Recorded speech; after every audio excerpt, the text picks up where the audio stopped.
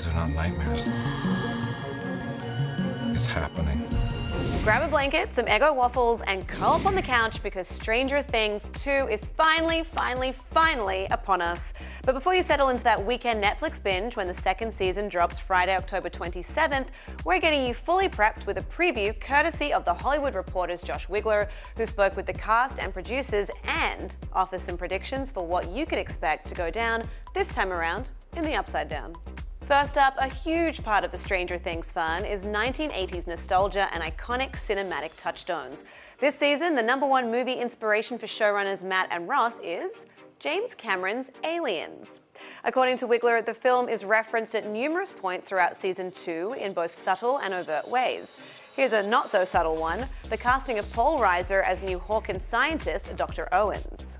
Matt Ross tells THR of putting the season together, "We talked about Aliens because we were looking at the most successful sequels of all time. It takes a lot of the feelings and a lot of what worked about Alien, and then James Cameron did this amazing pivot almost into another genre. He expanded the scope and made it feel the same but also very different. When you're looking at where the bar is, I always go to Aliens." One overarching way the two properties connect, points out Wigler, a resilient child gets in over their head. In Aliens, Carrie Ann's Newt is a scrappy young girl in danger, while the child actor stepping out of the shadows of Stranger Things Season 1 into the spotlight this time around is Noah Schnapp as Will Byers. In my opinion, if Season 2 belongs to anyone, it is the season of the Schnapp, says executive producer Sean Levy, who also directs 2 of the new episodes. When we cast Noah in Season 1, we knew that this kid was special, but we also knew this kid was going to be sparingly used all Season 1. But we cast him anyway, because we knew his moment was coming in Season 2. Josh Wigler also spoke to Schnapp himself, along with his Demogorgon battling partners, Finn Wolfhard, Gaten Matarazzo, and Caleb McLaughlin. Schnapp has this to say about his increased role and how Will's friends are treating him. "No one knows what to do with Will. He was in another dimension. He was gone. Now that he's back, has something happened to him? Is something inside of him? And Will wants no part of his new nickname, Zombie Boy. He doesn't like that," says Schnapp. Will himself really wants to fit in with his friends again and go back to his normal life playing D&D and biking around.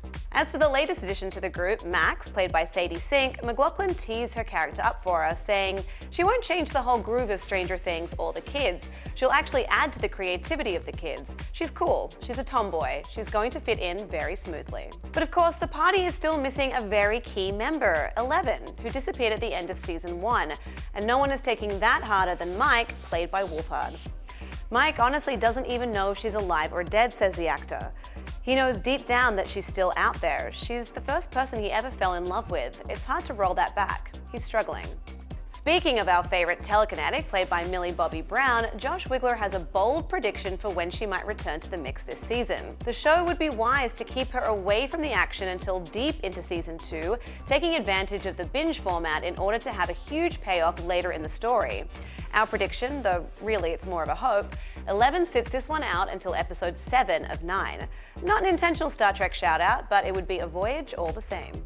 Wigler also has a prediction for how Will's expanded role could ultimately play out this season.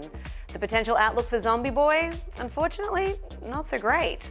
"Somebody will die this season," he writes. One possible guess for the season's big sacrifice? Will Byers, fresh from his stint in the Upside Down, somehow lost along the way again in Season 2, except this time permanently, perhaps as a means of confronting and destroying the monsters who have haunted him for the past year and change. Okay, we have some dire predictions. We know what the cast and producers have to say. Now, let's talk about how to attack our Stranger Things weekend.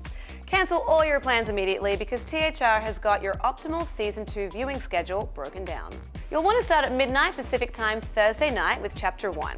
Pick up with Chapters 2 to 4 on Friday night and get up bright and early Saturday morning for 5 and 6. You can catch Chapter 7 Saturday afternoon before wrapping up the whole thing Saturday night with 8 and 9. Watching those two back-to-back is important, according to Wigler, for an appropriately epic sense of momentum, the right way to close out the season. Whew. And then you're done, so you can start all over again from the top on Sunday. Yes. Well, that's most of your weekend sorted, but how do you fill out the rest? Glad you asked, because as THR exclusively revealed on Thursday, Netflix is also launching an after show called Beyond Stranger Things, and all 7 episodes will be available to watch on October 27th. It's hosted by writer, producer, actor, and superfan Jim Rash, and will break down every aspect of the second season and features chats with the cast and creators. Now there's nothing left to do but head to thr.com/Stranger Things for all the coverage you'll ever need, including Josh Wigler's breakdown of how he came up with that binge schedule, including what to expect from each episode in terms of intensity, scares, and character moments. Plus, there is a lot more from Wigler's cast and producer interviews and additional predictions. But right now, my prediction is that you'll head to the comments and let me know what you are most excited about for Stranger Things Season 2. Personally, I'm still waiting for 11 to show up. I just feel like I left those Eggos out a year ago. Where is she? Oh, for the Hollywood Reporter News, I'm Lindsay Rodriguez.